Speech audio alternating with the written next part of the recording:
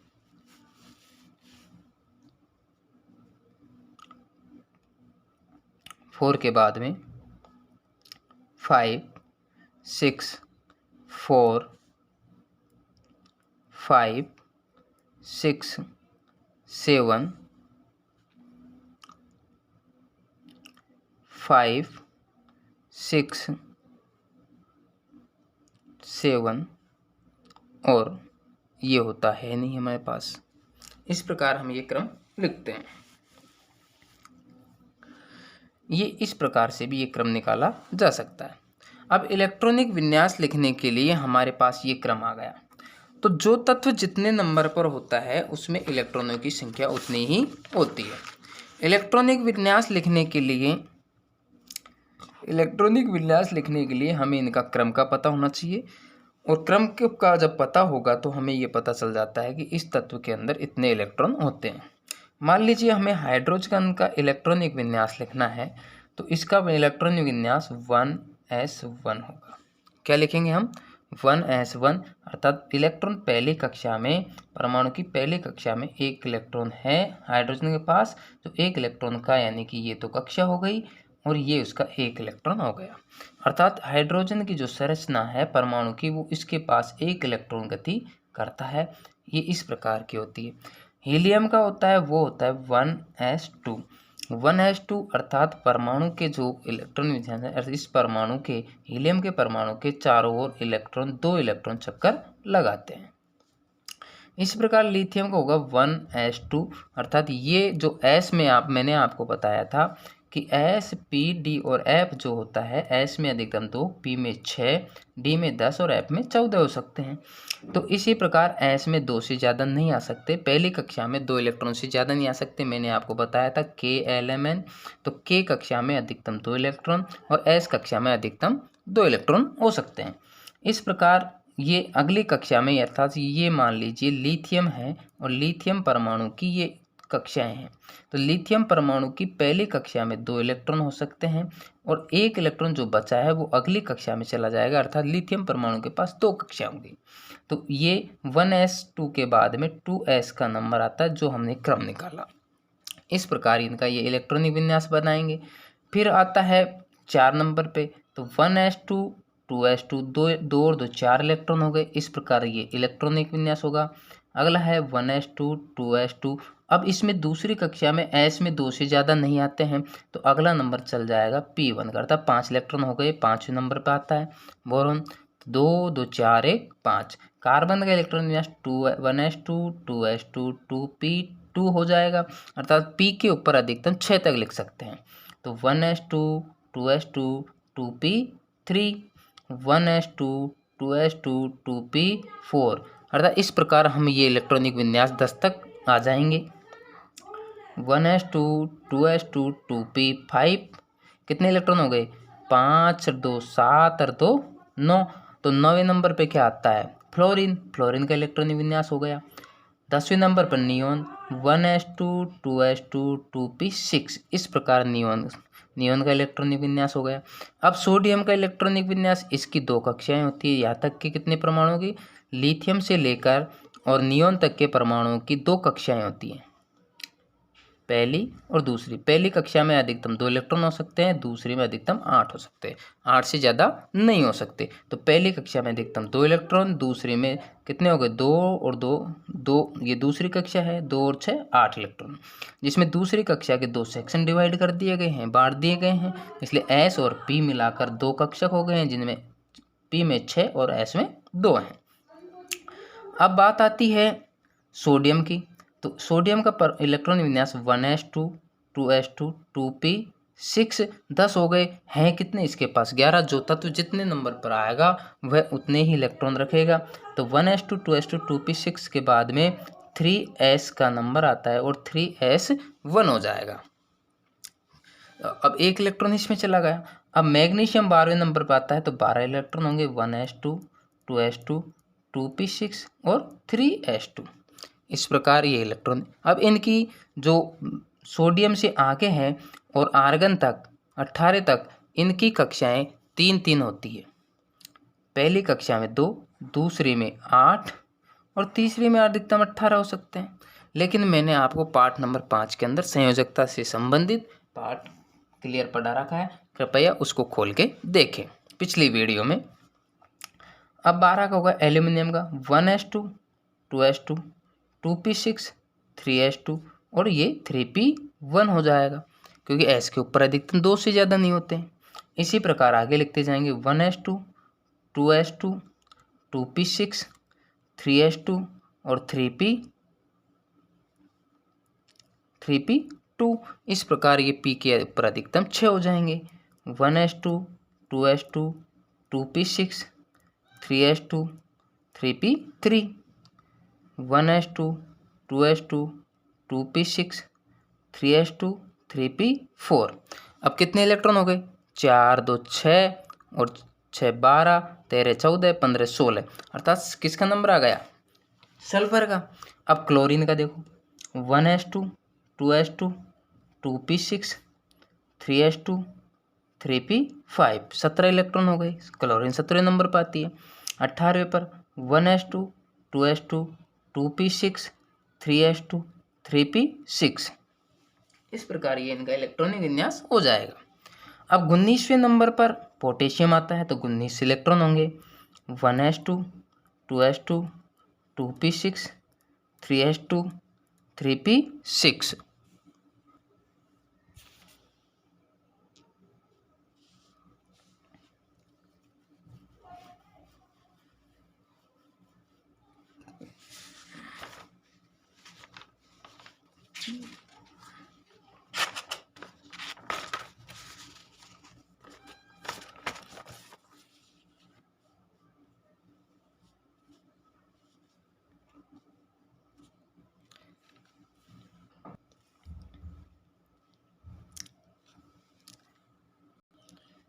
एक और तरीका है जिससे हम संयोजकता ज्ञात कर सकते हैं।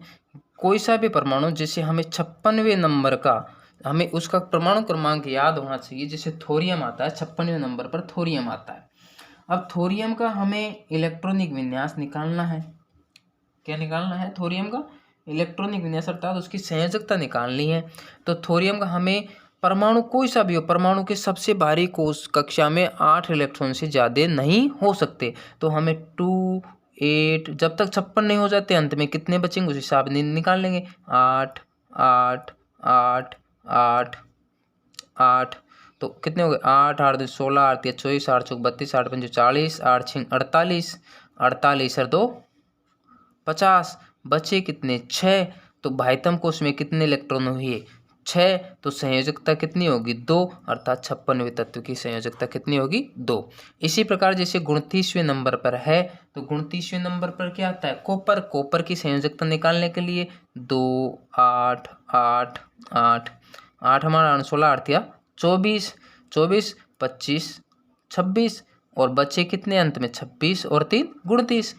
तो 29 भाइतम कोष में कितने इलेक्ट्रॉन हुए? 3। तो संयोजकता कितनी हो जाती है? 3 हो जाती है। इस प्रकार हम भाइतम कोष में इलेक्ट्रॉनों की संख्या, संयोजकता तथा इलेक्ट्रॉनिक विन्यास निकालने का क्रम सीख गए हैं। प्लीज़ वीडियो अच्छा लगे तो शेयर तथा सब्सक्राइब कीजिए।